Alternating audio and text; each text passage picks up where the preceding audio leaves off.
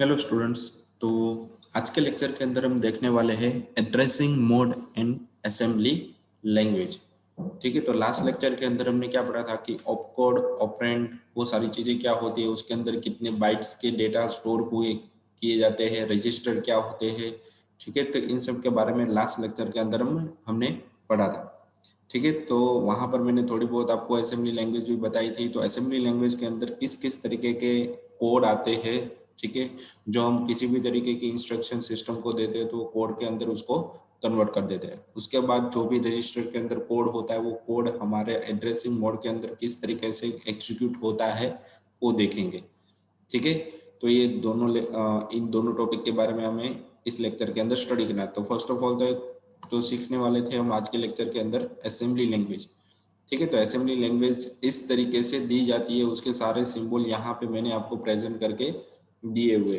तो first of all तो यहाँ पे जो भी कोड आपको ये दिए जाते हैं वो वन टाइप ऑफ एक हेक्साडेसिमल कोड के अंदर होते हैं और उसका एक सिंबल रहता है। मतलब जब भी आप इंस्ट्रक्शन दे दे तो एक सिंबल के अंदर कन्वर्ट हो जाता है और उसका जो सिस्टम है, मतलब उसको जो समझना है, सिस्टम को समझाना है, वो एक हेक्साडेसिमल कोड के अंदर मतलब बाइनरी फॉर्म के अंदर वो कन्वर्ट कर देता है। ठीक है, तो हमारे लिए उसका मीनिंग क्या हो जाता है उसका भी डिस्क्रिप्शन मैंने यहाँ पे साइड में डिस्क्रिप्शन के कॉलम के फॉर्म में यहाँ पे दिया हुआ है। ठीक है, तो यहाँ पे फर्स्ट ऑफ ऑल तो दिया गया कि सारे सिंबल हमें सिंपली समझ में आ ही जाएगी, कुछ इसके अंदर कुछ ज्यादा नहीं है।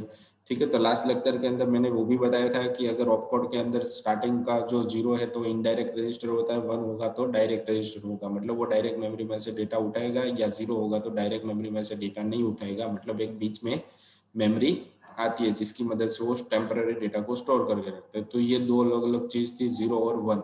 ठीक है, तो फर्स्ट ऑफ ऑल इसकी हम कमांड यहाँ पे देख लेते हैं कि क्या होता है। तो एंड सिंबल की मदद से क्या होता है कि and memory word to accumulator, मतलब वो एक्यूमुलेटर के अंदर वो स्टोर होता है। कहाँ पे स्टोर हो रहा है वो भी यहाँ पे दिया हुआ है कि एक्यूमुलेटर मतलब वन टाइप ऑफ हमारा रजिस्टर। ठीक है, तो वहाँ पे हमने बहुत सारे रजिस्टर देखे, तो उसमें से ये एक रजिस्टर है जिसके अंदर हम डेटा को या फिर ऑपकोड को स्टोर कर सकते हैं।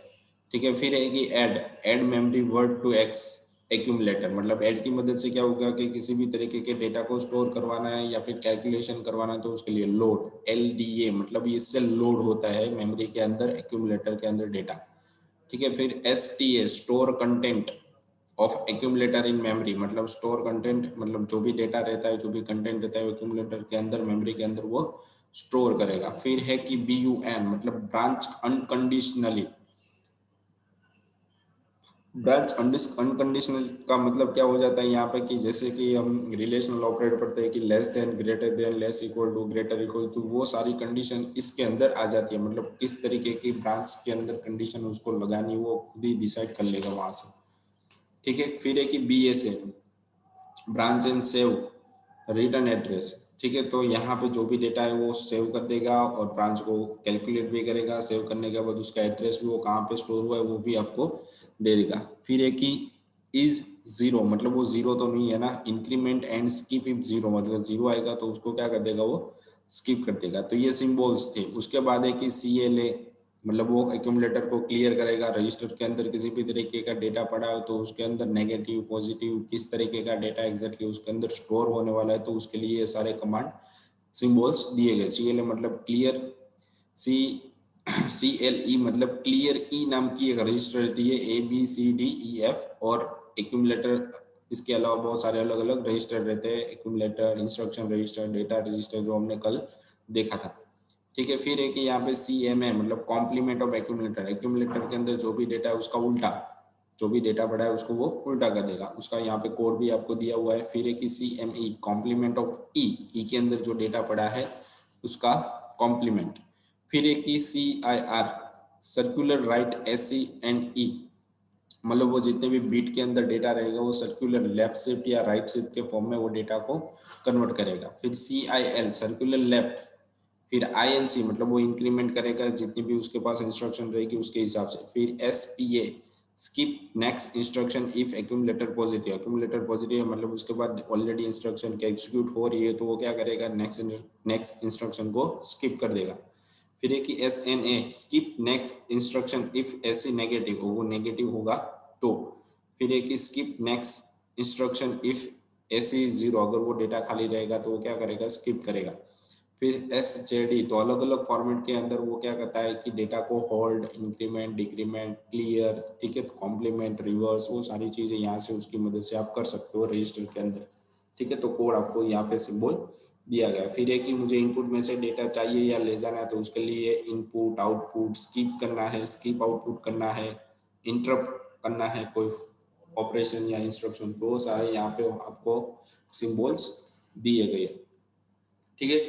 तो ये सारे क्या होते हैं कि असेंबली लैंग्वेज के अंदर ये सारे सिंबल इस तरीके से दिए जाते हैं कि जिसकी मदद से एड्रेस या रजिस्टर के अंदर जो भी डेटा आपका पड़ा हुआ है उसको आप टेम्पररी ब्लॉक कर सकते हो, इंटरप्ट कर सकते हो, कोई भी कैलकुलेशन कर सकते हो, ठीक है। तो इस तरीके से होती है सारी कैलकुलेशन, ठीक है। तो असेंबली लैंग्वेज के फॉर्म में वो हम जो भी इंस्ट्रक्शन देते हैं वो इस तरीके से कन्वर्ट हो जाती है और उसके बाद वो प्रोसेसर को कंपाइल करने के लिए देता है, जिसके हिसाब से हमें आउटपुट मिल जाता है, ठीक है। तो उसके बाद आ जाता है कि हमारे पास एड्रेसिंग मोड। तो फर्स्ट ऑफ ऑल हमने क्या देखा था कि असेंबली लैंग्वेज के अंदर किस किस तरीके के कोड आते हैं वो सारे मैंने आपको बता दिया, ऑपरेशन कैसे करें वो आगे हमें पता चलेगा, ठीक है। तो ये हमारे कोड थे, तो ये आपको याद रखने थे या फिर आप कहीं पर भी नोट भी कर सकते हो ताकि पता चलेगा कि एक्यूमुलेटर असेंबली लैंग्वेज किस तरीके से होती है और उसके अंदर किस तरीके का डेटा आता है। तो यहाँ पे डिस्क्रिप्शन के अंदर आप अच्छे से देख सकते हो, ठीक है। फिर एक एड्रेसिंग मोड, एड्रेसिंग मतलब किस तरीके की इंस्ट्रक्शन मेरे पास आएगी तो वो किस एड्रेस के थ्रू इंस्ट्रक्शन एग्जीक्यूट होगी, तो वो यहाँ पे दिया गया। तो यहाँ पे वो भी दिया गया है कि एड्रेसिंग मोड का हम यूज क्यों करते हैं, पहली बात तो, ठीक है। तो फर्स्ट ऑफ ऑल यहाँ पे बताया गया है कि the operation field of instruction specify the operation to be perform, किस तरीके का ऑपरेशन करना है वो हमें पहले दिखाया गया यहाँ पे। This operation will be execute on some data which is store in a computer register और मेन मेमोरी, मेन मेमोरी के अंदर जो भी डेटा पड़ा है कंप्यूटर के अंदर या फिर हमारे रजिस्टर के अंदर, तो उसको एग्जीक्यूट किस तरीके से करेगा तो वो कंप्यूटर डिसाइड करता है। तो way any operand is selected during the program execution is dependent on the addressing mode of the instruction, मतलब ऑपरेंड के अंदर जो भी डेटा उसका पड़ा है उसके साथ किस तरीके का कैलकुलेशन करवाना वो एड्रेसिंग मोड के ऊपर डिपेंडेंट रहता है, ठीक है। तो purpose of using addressing mode, तो उसका क्या यूज है यूज करने का, to give a programming feasibility, मतलब वर्सालिटी वो देता है यूजर को कि एक फैसिलिटी होगी कि उसको जब वहां पे कंप्यूटर के अंदर जो जिस तरीके का कैलकुलेशन होता है वो उसको याद रखने की कोई जरूरत नहीं, अपनी तरीके से भी वो इंस्ट्रक्शन देगा तो भी कंप्यूटर वो समझ लेगा। फिर है कि to reduce the number of bit in addressing field of instruction, ठीक है। तो सेकंड वाला क्या दिया है कि अगर हम इंस्ट्रक्शन किसी भी तरीके देगा तो क्या करेगा कि रजिस्टर असेंबली लैंग्वेज के अंदर उसको क्या करेगा कि शॉर्ट फॉर्म के अंदर वो रिड्यूस कर देगा, मतलब उतनी जो पूरी लाइन हम लिख रहे हैं वो हमारे लिए है, सिस्टम को समझाने के लिए तो क्या होता है वन टाइप ऑफ ऐसे लो लेवल लैंग्वेज यूज होती है, मतलब वो कोड को रिड्यूस कर देगा, छोटा कर देगा, ठीक है। तो एड्रेसिंग मोड आपको पता चल गया, तो उसकी दो ही बेनिफिट्स है। फर्स्ट ऑफ ऑल तो क्या है कि यूजर को बेनिफिट रहेगा किस तरीके की प्रोग्रामिंग उसको करनी है, दूसरा कोड है वो छोटा हो जाएगा, ठीक है। तो इस दोनों तरीके के लिए एड्रेसिंग मोड का यूज किया जाता है। फिर एक उसके अंदर कितने तरीके के एड्रेसिंग, यहाँ पे तो हमें 5 तरीके के एड्रेसिंग मोड दिए गए, तो इसके अलावा भी बहुत सारे अलग अलग तरीके के एड्रेसिंग मोड आते हैं, पर ये जो 5 तरीके दिए गए हैं वो बहुत ही ज्यादा यूज होने वाले एड्रेसिंग मोड है, ठीक है। तो फर्स्ट ऑफ ऑल तो इमीडिएट मोड दिया गया है, उसके बाद रजिस्टर मोड दिया गया है, उसके बाद यहाँ पे रजिस्टर इनडायरेक्ट मोड दिया गया है, फिर एक ही डायरेक्ट एड्रेसिंग मोड और दूसरे बाद दिया गया है इनडायरेक्ट एड्रेसिंग मोड, ठीक है। तो इस तरीके की यहाँ पे एड्रेसिंग मोड दी गई है अलग अलग टाइप की। तो डिटेल में जानने के लिए हम पहले तो इमीडिएट मोड को देखेंगे कि इमीडिएट मोड एग्जैक्टली क्या होता है, उसके अंदर किस तरीके की प्रोसेस होती है, ठीक है। तो immediate mode first of all तो यहाँ पे दिया है, तो यहाँ पे लिखा है in this mode the operand मतलब data is specified in the instruction itself, मतलब इस इंस्ट्रक्शन के अंदर ऑपरेंड को किस तरीके से दिया जाएगा वो स्पेसिफाई करके ही रखना पड़ता है।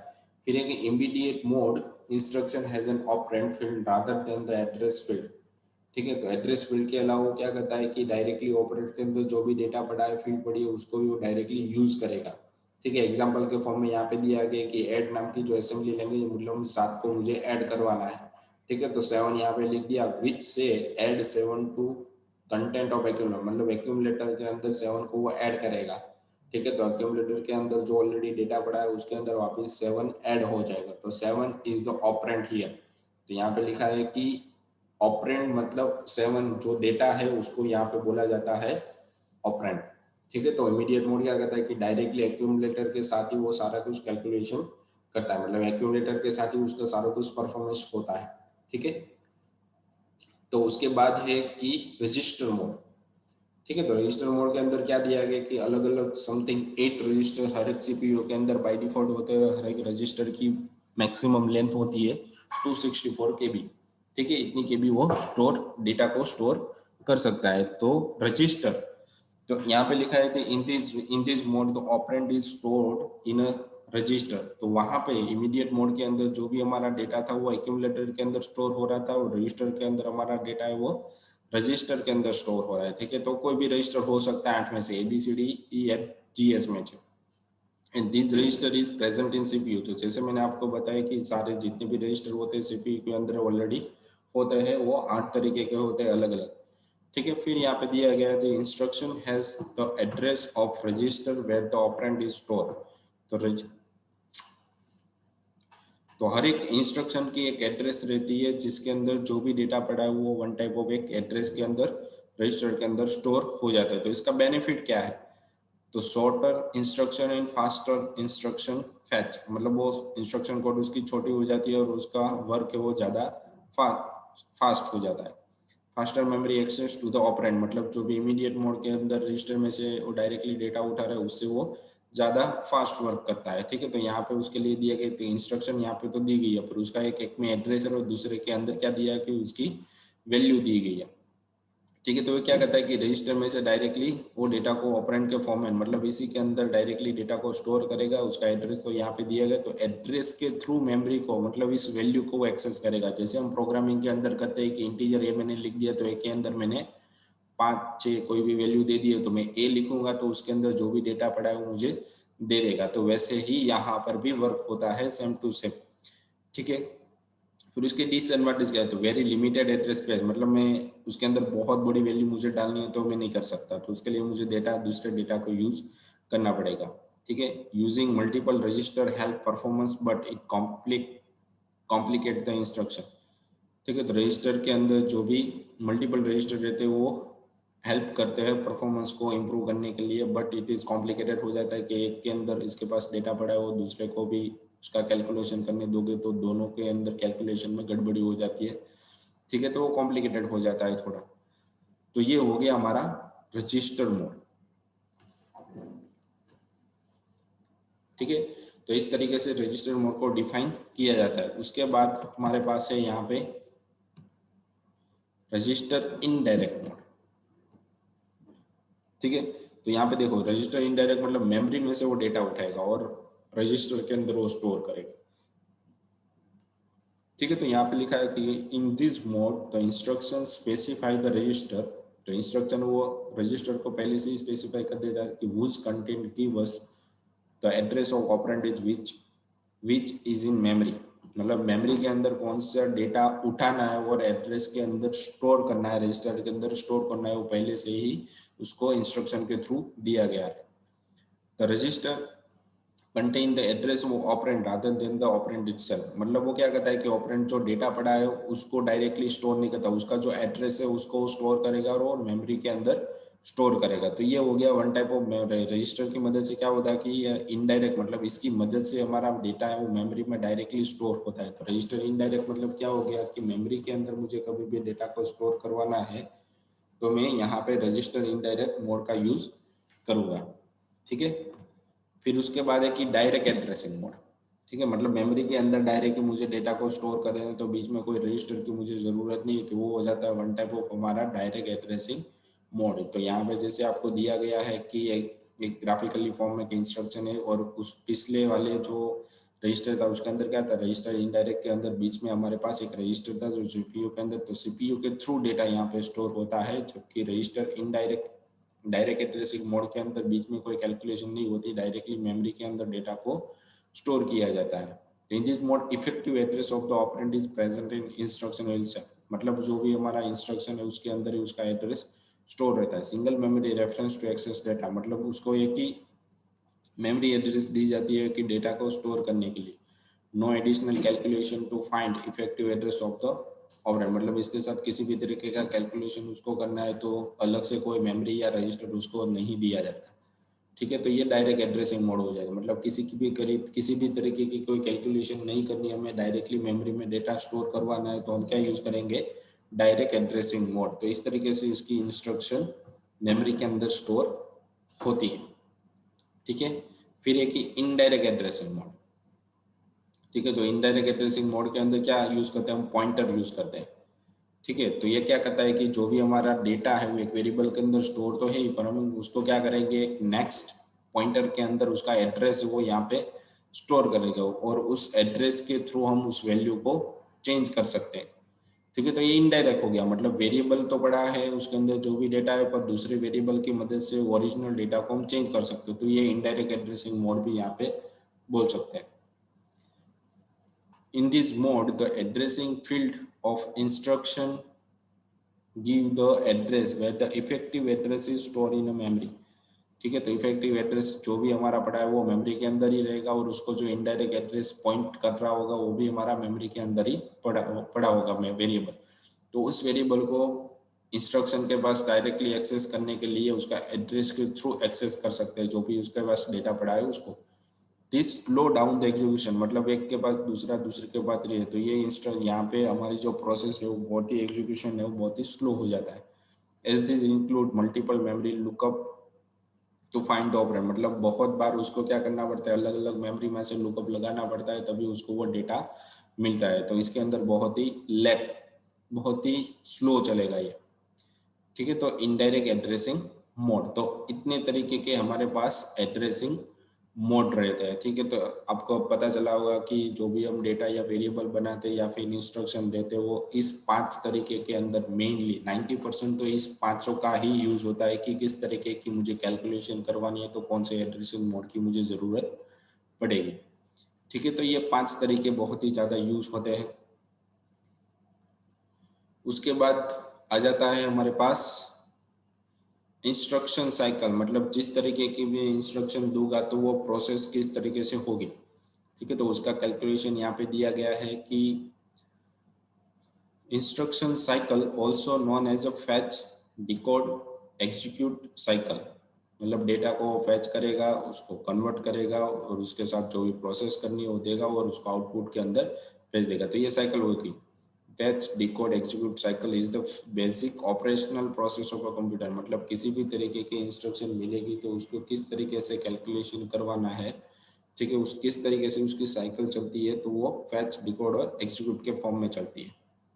फिर है कि this process is repeated continuously by CPU from boot up to shut down the computer, मतलब जब तक ये सीपीयू है या फिर पीसी वो बंद नहीं होता तब तक ये जितनी भी उसके पास इंस्ट्रक्शन आती है या फिर बैकग्राउंड में जो भी उसको इंस्ट्रक्शन दी जाती है, क्योंकि वो सारी प्रोसेस जब तक पीसी है या फिर सीपीयू शट डाउन नहीं होता तब तक ये इंस्ट्रक्शन साइकिल ऑलवेज चलती ही रहती है, ये कभी भी बंद नहीं होती। ठीक है, फिर है कि the following are the step that occur during in instruction, मतलब इंस्ट्रक्शन साइकिल के दौरान कितनी इंस्ट्रक्शन चलती है। तो फैच पहले तो चलती है कि फैच इंस्ट्रक्शन, मतलब इंस्ट्रक्शन को हमें पहले तो फैच करवाना है, फिर डिकोड करना है, फिर रीड द इफेक्टिव एड्रेस। ठीक है, read the effective address and execute the instruction, मतलब इंस्ट्रक्शन को एग्जीक्यूट करवाना। पहले तो क्या होगा, फैच, डिकोड, रीड करेगा उसको और उसको एग्जीक्यूट करना चालू करती है। ये चारों प्रोसेस हम डिटेल में समझते हैं। तो फर्स्ट ऑफ ऑल आ जाते हैं हमारे इंस्ट्रक्शन साइकिल के पोर्शन के अंदर। तो फर्स्ट है फैच इंस्ट्रक्शन, जिसकी मदद से हमारा जो भी डेटा है, जो भी हम इंस्ट्रक्शन देते हैं वो कहाँ पे स्टोर होते। तो इसके पहले लेक्चर के अंदर मैंने जितने भी रजिस्टर थे वो आपको बताए थे। तो हर एक रजिस्टर का अलग अलग वर्क रहता है। The instruction is fetched from memory address that is stored in program counter, मतलब जो भी मेमोरी एड्रेस के मेमोरी के अंदर जो भी इंस्ट्रक्शन पड़ी रहती है उसको वो पहले क्या करेगा कि प्रोग्राम काउंटर के थ्रू मेमोरी में से फैच करेगा and stored in the instruction register, मतलब आयर के अंदर वो इंस्ट्रक्शन रजिस्टर के अंदर डेटा को स्टोर करेगा। At the end of fetch operation PC is मतलब प्रोग्राम काउंटर नाम का जो रजिस्टर वो इंक्रीमेंट हो जाएगा 1 and it then point to the next instruction to be executed, मतलब जो भी नेक्स्ट इंस्ट्रक्शन है उसको रीड करने के लिए वो प्रोग्राम काउंटर हर बार एक एक बढ़ाता रहेगा जितनी भी उसके पास इंस्ट्रक्शन बैकग्राउंड में लोड होती है उसके हिसाब से। ठीक है, तो इस तरीके इन दोनों रजिस्टर का काम होता है इंस्ट्रक्शन को फैच करने का मेमोरी में से, और किस तरीके से उसकी हर एक इंस्ट्रक्शन को रन करना है वो सारा डिसाइड ये दोनों रजिस्टर के थ्रू होता है। फिर एक decode the instruction, the instruction in the instruction register is execute by decoder, मतलब उसके अंदर क्या दिया गया है कि वन टाइप ऑफ डिकोडर दिया गया है जिसकी मदद से किसी भी तरीके के इंस्ट्रक्शन उसको मिलेगी तो कैलकुलेशन किस तरीके से होगा उसको मतलब उसको 0101 फॉर्मेट के अंदर किस तरीके से कन्वर्ट किया जाएगा वो डिकोड करते टाइम हम पता चलेगा। फिर एक रीड द इफेक्टिव एड्रेस, मतलब कौन से एड्रेस के अंदर हमारी जो इंस्ट्रक्शन है उसको रीड करवाना है, कैलकुलेट करवाना है, तो वो रीड द इफेक्टिव साइकिल के अंदर फाइंड आउट होगी। If the instruction has an indirect address तो effective address is read from the memory, मतलब जैसे हमने अभी एड्रेसिंग मोड जितने भी ऊपर थे वो पढ़े थे। ठीक है, तो उसके अंदर कौन सा एड्रेसिंग मोड इफेक्टिव रहेगा इंस्ट्रक्शन को कैलकुलेट करने के लिए वो मेमोरी में से ही डिसाइड होके आता है। Otherwise operand are directly read in case of immediate operand instruction, मतलब जब भी उसको डेटा को सिर्फ रीड करना रहता है तब क्या होता है कि इमीडिएट ऑपरेंड का एड्रेसिंग मोड का ही यूज होता है। ठीक है, तो ये तीन हो गए। उसके बाद है कि एग्जीक्यूट द इंस्ट्रक्शन, मतलब उसके पास इंस्ट्रक्शन आ गई तो इंस्ट्रक्शन को प्रोसेस किस तरीके से करना है और आउटपुट किस तरीके से देना है। ठीक है, तो यहाँ पे उसके लिए कंट्रोल यूनिट का यूज किया जाता है। The control unit passes the information in the form of control signal to the functional unit of CPU, मतलब सीपीयू के पास जो फंक्शनल यूनिट रहता है उसको वो कंट्रोल सिग्नल के थ्रू इन्फॉर्म करेगा कि इस इंस्ट्रक्शन को अभी उसको रन करवाना है। The result generated is stored in a main memory, मतलब जो भी इसके पास कंट्रोल यूनिट के पास जो भी कैलकुलेशन रन होगा वो स्टोर करने के लिए उसके पास मेन मेमोरी रहती है, वो सेंड टू द आउटपुट है, मतलब मेन मेमोरी में से वो आउटपुट के अंदर आउटपुट डिवाइस रहता है वहां पर वो आउटपुट को भेज देगा। The cycle is then repeated by fetching the next, मतलब जो साइकिल है फिर से रिपीट होगी कि डेटा को फैच किस तरीके से करवाना है, उसके बाद किस तरीके से उसको कैलकुलेशन करवाना है और वापस उसको रीड और एग्जीक्यूट किस तरीके से करवाना है, तो ये साइकिल वापस रिपीट होगी। ठीक है, तो ये हो जाती है हमारी इंस्ट्रक्शन साइकिल। तो इंस्ट्रक्शन साइकिल का यहाँ पे आपको दिया गया है एक डायग्राम जिसकी मदद से आपको और ज़्यादा समझ में आएगा कि इंस्ट्रक्शन साइकिल किस तरीके से वर्क होती है। तो जो भी हमारी स्टार्ट जैसे ही करेंगे एल्गोरिथम के थ्रू समझेंगे, तो फर्स्ट ऑफ ऑल तो क्या होता है कि लोड द एड्रेस, मतलब वो क्या कहता है कि प्रोग्राम काउंटर को लोड करवाएगा जिसकी मदद से जो भी इंस्ट्रक्शन उसको मिली है प्रोग्राम काउंटर के अंदर स्टोर हो जाएगी। फिर क्या करेगा, प्रोग्राम काउंटर के पास जो उसने एक इंस्ट्रक्शन पढ़ी वो इंस्ट्रक्शन रजिस्टर के अंदर लोड करेगा, उसको वो डिकोड करना चालू करेगा। फिर क्या करेगा वो कि अपडेट करेगा कि नेक्स्ट इंस्ट्रक्शन उसको कौन सी देनी है। फिर यहाँ पे एग्जीक्यूट चालू हो जाएगा। सर्विस अगर इंटरप्ट हो गई तो क्या करेगा कि वापस वो रिपीट करेगा इस प्रोसेस को। ठीक है, तो इंटरप्ट की मदद से सारी कैलकुलेशन हमारी सर्विस की मदद से सारी कैलकुलेशन यहाँ पे होती है। अगर कोई भी प्रॉब्लम आती है तो इंटरप्ट के अंदर चली जाती है और वापस उसको लूप के अंदर डाल देती है इंस्ट्रक्शन साइकिल के अंदर। ठीक है, तो ये हमारी हो गई इंस्ट्रक्शन साइकिल। इस तरीके से ये सारी कुछ वर्क होती है। उसके बाद लास्ट में हमारे पास क्वेश्चन है। ठीक है, तो आज के लेक्चर के अंदर जितना भी हमने पढ़ा था तो उसके रिलेटेड ही यहाँ पे क्वेश्चन मैंने दिए हुए हैं। ठीक है, तो ये आपको अच्छे से हमारी जो एप्लीकेशन है उसके अंदर आपको सबमिट कराना है ताकि आपकी अटेंडेंस सही तरीके से हो जाए। ठीक है, तो आज का लेक्चर बहुत ही ज़्यादा अच्छा था क्योंकि इसके अंदर एड्रेसिंग मोड, असेंबली लैंग्वेज, इन सब का एक मिक्सअप हमें देखा। ठीक है, तो आगे भी इसकी बहुत सारी अलग अलग डिटेल के अंदर आर्किटेक्चर उसका स्ट्रक्चर रहेगा तो वो भी हम देखने वाले। ठीक है, तो आज के लेक्चर के लिए इतना ही था। Thank you.